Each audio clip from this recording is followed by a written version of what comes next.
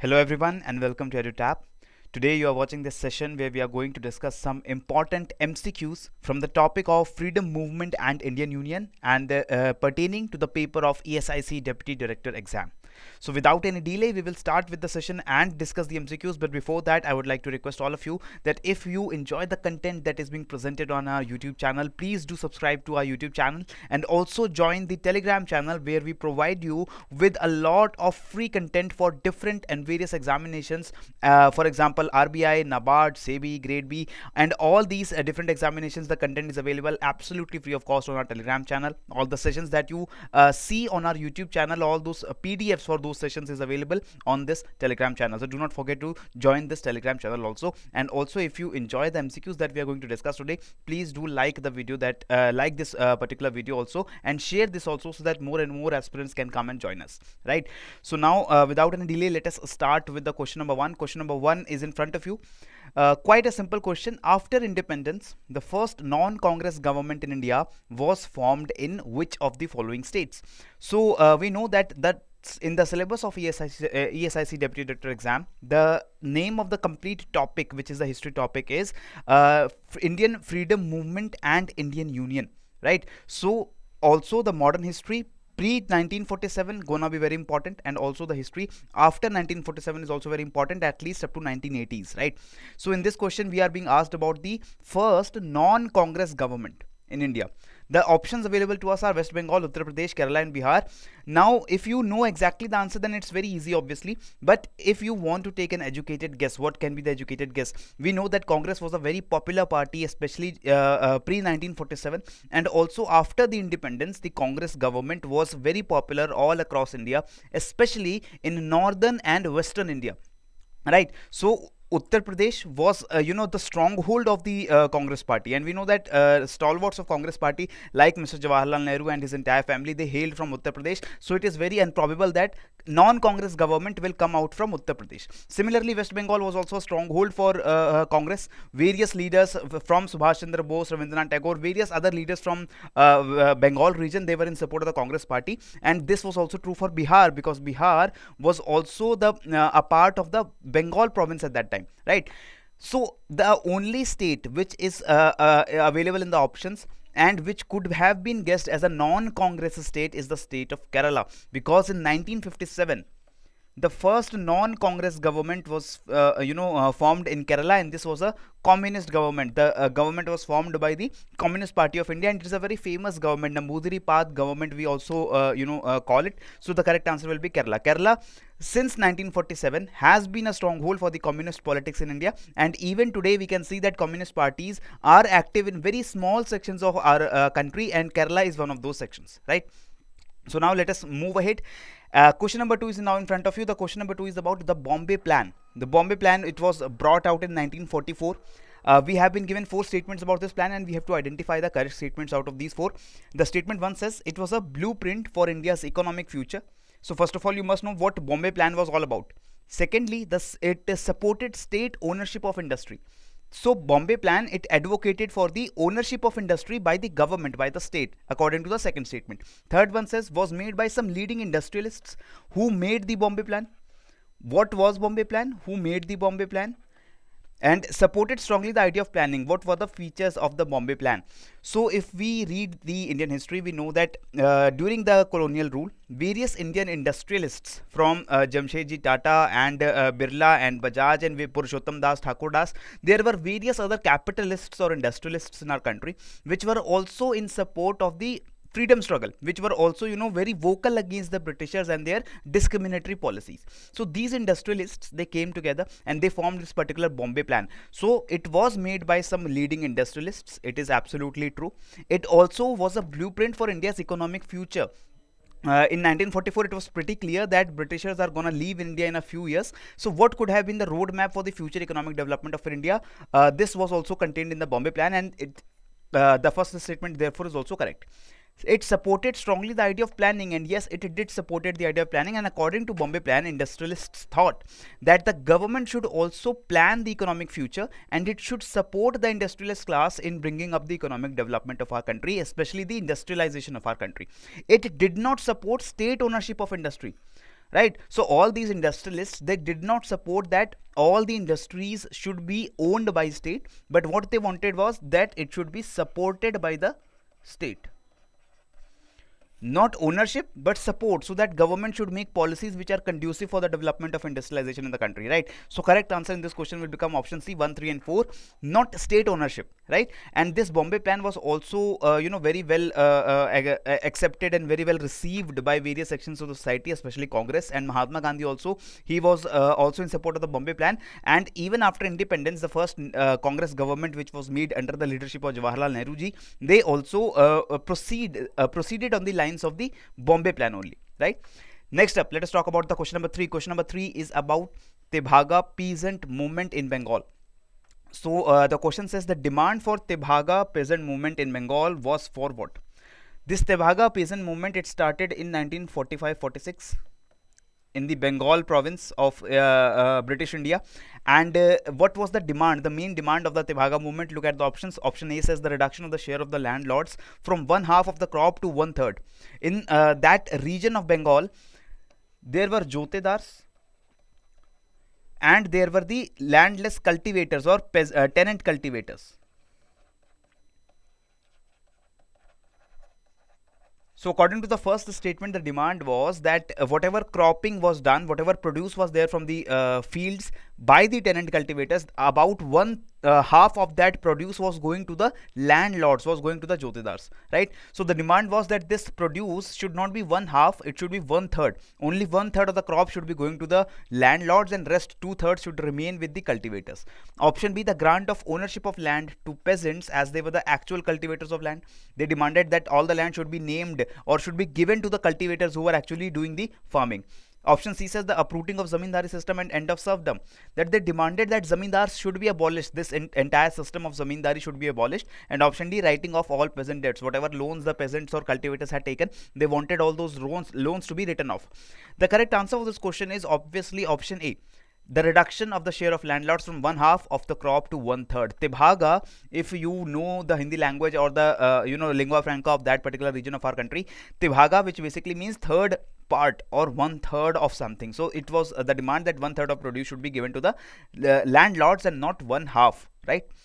Next up is the question number 4. So we are accelerating up the pace and we are trying to discuss as many questions as we can in the limited amount of time that we have. So question number 4 is now in front of us. It is about Annie Besant. Annie Besant was a very prominent figure during the early days of Indian freedom struggle, especially in the early 20th century. So 3 statements are given to us and we have to identify the correct statements. It is very important, friends, that in the actual exam also, or whatever mock tests that you are giving, it is very important that you look at the keyword which is there in the question. Sometimes the examiner will try to fool you and he will ask for the incorrect statements, and many a times people in negligence, or you are in such a hurry that you do not look at that particular keyword and you identify the correct statements, you mark the correct statements as your answer, but actually the question was asking for incorrect statements. So be very careful about that. Such kinds of silly mistakes can cost us very dearly in such a competitive exam, right? So the 3 statements are given to us. Annie Besant was responsible for starting the Home Rule movement. Annie Besant was the founder of the Theosophical Society, and Annie Besant was once the president of the Indian National Congress. So yes, Annie Besant was the president of Indian National Congress. It is quite famous that Annie Besant was the president of the Indian National Congress, and she was also responsible for starting the Home Rule movement in India, right? So the first and third statements are absolutely correct and this is our correct answer. But the Theosophical Society was not founded by Annie Besant. It was founded by Madame Blavatsky and Colonel Olcott, and Annie Besant was a member of the Theosophical Society. She worked very actively for the organization, but she was not the founder of the organization, right? So this is the question number 4. Now let us talk about question number 5, and now we are halfway to the number of questions that we are going to discuss in this particular session. The question number 5 is about Ilbert Bill controversy. Ilbert Bill controversy is a very sad phase in this Indian freedom struggle, and this was also a very crucial phase because it enlightened the fire of nationalism in our elite intellectuals of that time. The westernized Indian section, which usually came to thought that they were loyal to the British Crown and the British Crown was doing all the things for their own benefit, but still this Ilbert Bill controversy, it disillusioned all this section of the Indian society, and it taught them that Britishers were actually very discriminatory in all their policies and practices. So Ilbert Bill controversy was related to what? Option A, imposition restrictions, the imposing restrictions on the Indians to carry arms by Indians, right? Imposing restrictions on Indians to carry arms. So there was an imposition on Indians that they cannot carry certain kinds of arms, right? Option B, imposition of restrictions on newspapers and magazines published in Indian languages. That restrictions were there on newspapers and magazines which were published in vernacular languages or Indian languages like Hindi and other regional languages. Option C, removal of disqualifications imposed on Indian magistrates with regard to the trial of Europeans. That there were certain rules at that time that Indian magistrates who were serving in the Indian civil service, British Indian civil service of that time, they could not preside over the trials in which British European subjects were involved. So all the white Britishers, if they were involved in certain cases, those cases were only tried by British officials or white officials and no Indian officials. So this Ilbert Bill, it actually removed that particular clause, and now Indian judges could also try the European or white British nationals. Option D, removal of duty on imported cotton cloth. Whatever cotton cloth was being imported from other countries, the duty on that cotton cloth was removed. But actually the Ilbert Bill controversy is related to option number C. As I told you, there was a rule at that time that Indian judges could not have tried the white European nationals, but after this bill, the Indian nationals, they were Indian judges, they were given the right, they were given the powers to also try the European subjects or white subjects. But this was not at all accepted by all the white subjects, or we can say European subjects of that time who were residing in India, and especially in Bengal, Bihar and Bombay province. There were various traders of British origin who actually thought that they were racially superior, they were intellectually superior than Indians, native Indians, and therefore they should not be tried by Indian nationals.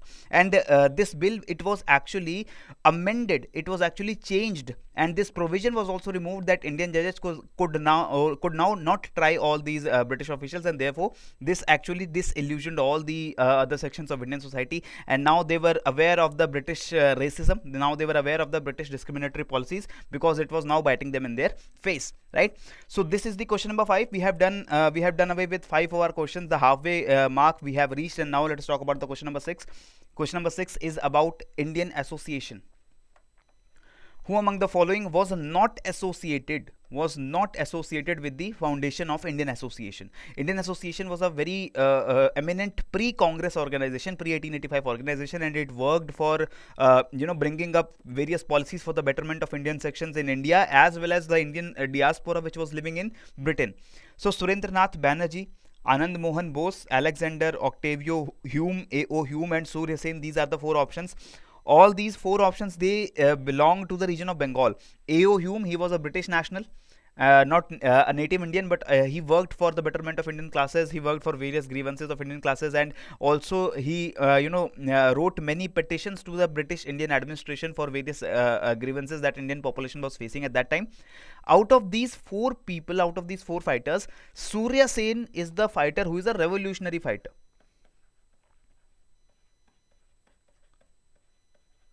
He was a revolutionary fighter. He believed in violent tactics and violent uprising against the British Empire, and therefore he was not into making organizations or writing petitions or holding demonstrations. No, he did not believe in that. So the correct answer to this question is option D, Surya Sen. He was not associated with the foundation of Indian Association. A.O. Hume, Anand Mohan Bose, and Surendranath Banerjee, they founded the Indian Association, and subsequently we know that A.O. Hume went ahead to form the Indian National Congress also in 1885, right?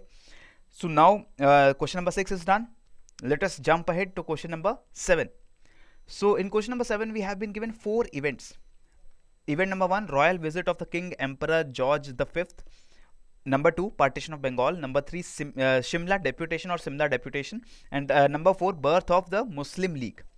So which one of the following is the correct chronological sequence of the above events? What is the correct chronological sequence? The events which happened earlier, they should come first in your answer.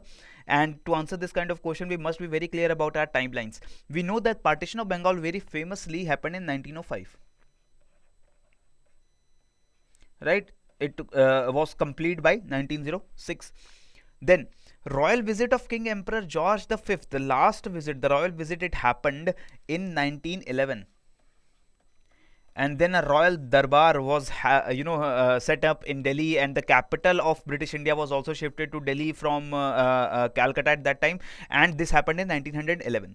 Shimla deputation, if you all know, happened in 1906. and it was a meeting which was called by Aga Khan the Third, who was the the intellectual leader of the Muslim community in northern India at that time, and he called for various Muslim intellectuals in Shimla, and there they discussed what could be done to improve the conditions of Muslims in socio-economic background, in socio-economic sphere, and they also wanted a political empowerment of Muslim population in our country, and then Shimla deputation was called for. Birth of Muslim League happened after the Shimla deputation. In Shimla deputation, whatever discussions were there, after those discussions, these Muslim intellectuals they came together, and in Dhaka they laid the foundations of the Muslim League. So the correct chronological sequence would be the partition of Bengal happened first in 1905. After that, Shimla deputation happened. After that, the birth of Muslim League was there, and in 1911, the Royal Darbar was held to welcome King George V. Right. So the correct answer for this question will be 2, 3, 4, and 1. Clear? This is the end of the 7th question. Now the last 3 questions of the day. Question number 8. With reference to the rise of modern literature in Indian languages, which one of the following statements is again not correct? Right, so incorrect statement we have to identify, and in the ESIC examination front we can expect the level of questions to be quite good, because the examination is being conducted by UPSC, and UPSC is notorious for setting up very nice papers, very good level questions, and from the subject of Indian freedom movement and Indian Union we can expect that questions will be there, not only to test our factual knowledge but also our conceptual knowledge, right?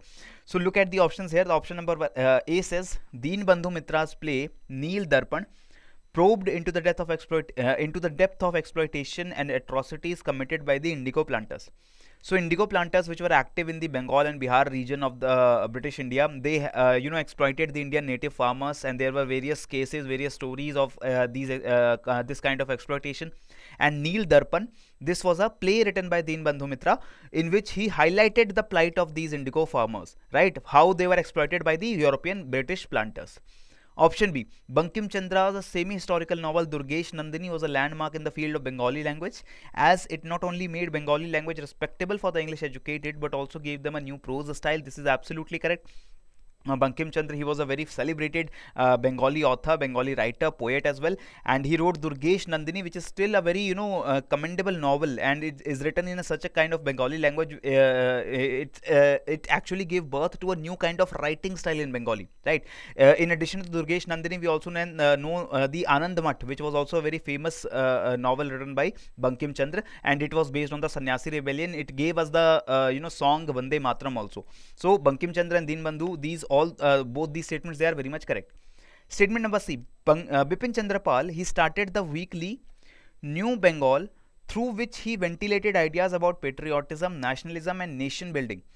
Okay, we will come to this statement later. Statement D says Vishnu Shastri Chiplankar was known as Shivaji of modern Marathi language.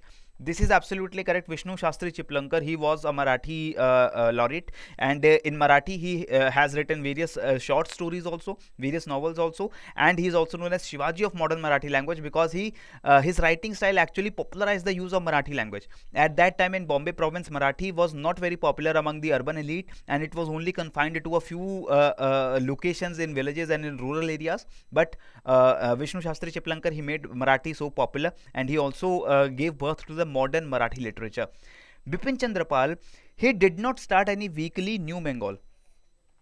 Right, he actually went his ideas about patriotism, nationalism, nation building and all these things, but in various other publications which were being published from Bengal and not his own weekly New Bengal. Right, there is no evidence of that. So the correct option here is option C, which is actually the incorrect statement. Right, this is the incorrect statement. Rest all the 3 statements are pretty much correct.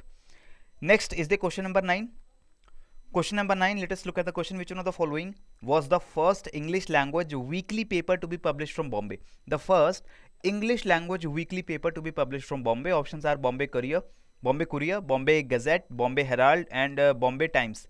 So Bombay Courier, Bombay Gazette, Bombay Herald, Bombay Times, out of these, all these names, they are quite similar to each other, but we need not be confused. The correct answer is Bombay Herald here.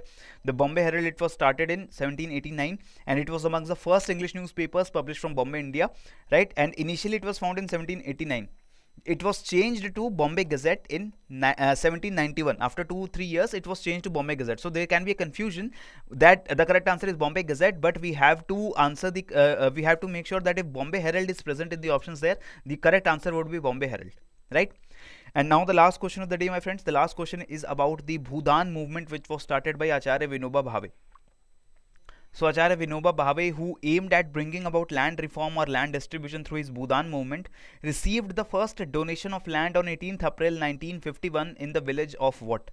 So Acharya Vinoba Bhave, he travelled throughout India and he got his first donation of land to landless labourers in a village of Andhra Pradesh. Which of the following villages are we talking about? Option A, Srikakulam in north coastal region of Andhra Pradesh, Allur in Nellore district of Andhra Pradesh, Pochampalli in Telangana region of Andhra Pradesh, or Amalapuram in coastal region of Andhra Pradesh. Correct answer here is option C, Pochampalli in Telangana, not option B but C, Pochampalli in Telangana region of Andhra Pradesh. So Bhave, he crossed India on foot to persuade various landlords that they should give up with their excess amount of land. And on 18th April 1951 in Pochampalli village in Nalgonda district, Andhra Pradesh, which is now Telangana, after 2014-15 bifurcation of Andhra Pradesh, it is now located in the Telangana state. So it was a center of a communist activity. The people here, they were very, they believed very much in the communist ideology or the socialism kind of that was prevailing at that time, and it was the culmination of the Telangana peasant movement also. The movement started throughout India. Various landlords who had excess of lands, thousands of acres of land, they decided to part with the amount of their land in favor of landless peasants, and it brought up the Telangana peasant movement, right? So this is all for today's session, my friends, and I hope you enjoyed the session. The questions that we discussed today, all these questions are meant to keep you in touch with your history preparation, with your preparation for Indian freedom struggle and Indian Union. And we hope that by the time ESIC examination comes, we all will be very much aware about the kinds of questions that are gonna be there in the examination, as well as the syllabus that we have to study, right? So keep on the good work, keep on learning, keep on growing. Jai Hind and Jai Bharat.